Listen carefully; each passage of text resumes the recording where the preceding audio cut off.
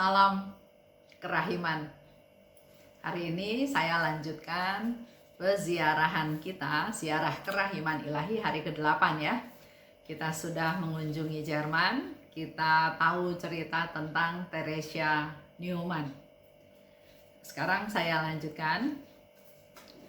Setelah misa, kami diajak untuk melihat makam Theresia Neumann yang bersih, teratur, dan banyak bunga di pemakaman itu.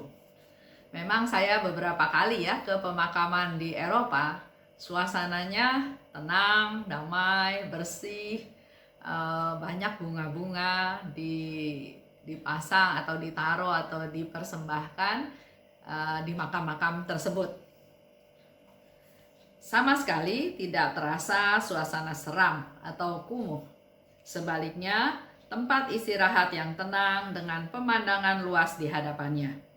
Di sana ada juga makam dari kedua orang tuanya, kerabatnya, termasuk makam pastor pendampingnya yang mencatat dan mendampingi hidupnya, terutama pada saat dia mengalami ekstase atau pengalaman stigmata yang biasa dia alami pada hari Jumat. Kami juga melihat rumahnya yang tertata rapi, yang kini dijadikan tempat untuk para pendatang yang ingin kenal lebih dekat dengan Rachel. Kamarnya terletak di lantai 2, ranjangnya dan kandang burungnya yang tetap ada, walaupun yang ada sekarang hanya burung-burungan saja. Burung mainan ya, bukan burung betulan. Di lantai bawah ada sebuah ruangan berisi foto-foto Rachel pada waktu ia bekerja di ladang dengan tanda stigmata di punggung tangannya, sedang menggendong anak domba. Walau dia mengalami penderitaan tersebut, tetapi dia tetap melaksanakan kewajiban sehari-harinya dan tidak ada yang dikecualikan. Jadi walaupun tangannya berdarah, ada mengeluarkan darah, tapi dia tetap kerja di ladang. Juga bajunya yang terdapat bercak-bercak bekas darah. Jadi di ruangan di bawah itu ada banyak barang-barang peninggalan dari Rachel ya. Juga foto pada waktu dia meninggal. Dan foto-foto ketika dia mengalami ekstase di tempat tidurnya. Dalam posisi terduduk, kedua tangan terangkat ke atas dan mengalirlah darah dari matanya, dari tangannya, dari kepalanya.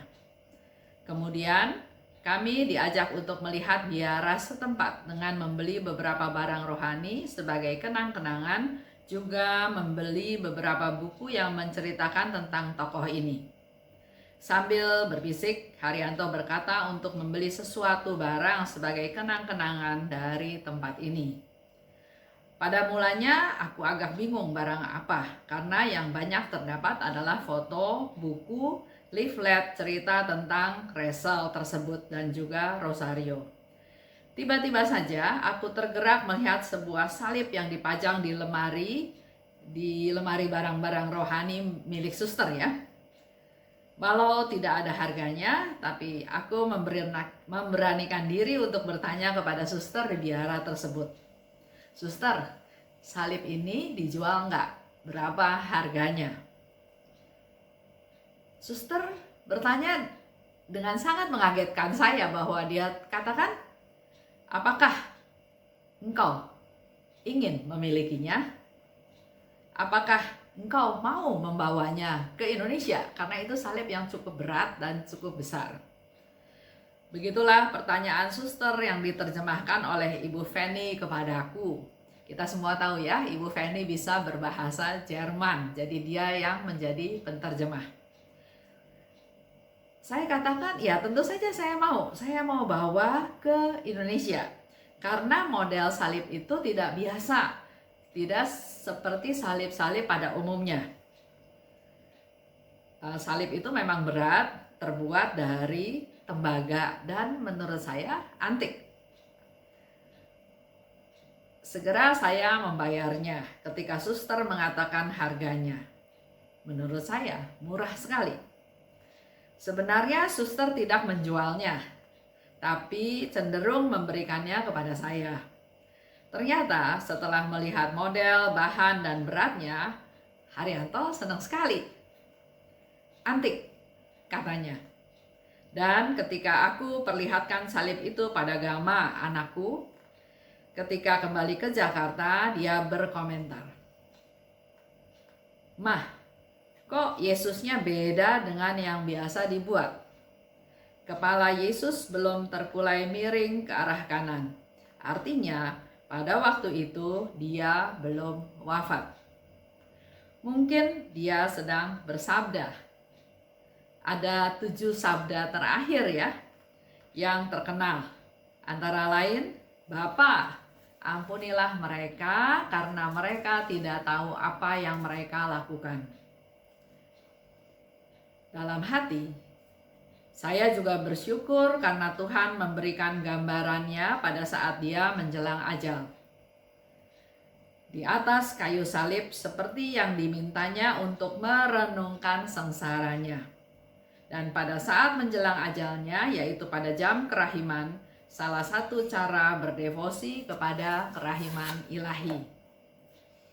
Perjalanan dilanjutkan dengan bis menuju kota Nuremberg untuk santap malam bersama dan bermalam di Hotel Nestor di Nuremberg di Jerman. Kami bahagia walaupun kami lelah.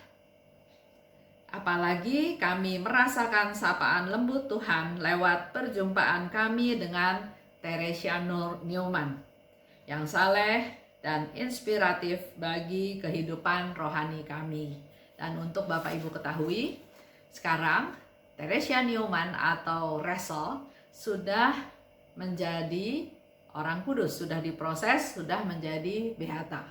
Beata Theresia Neumann atau Ressel.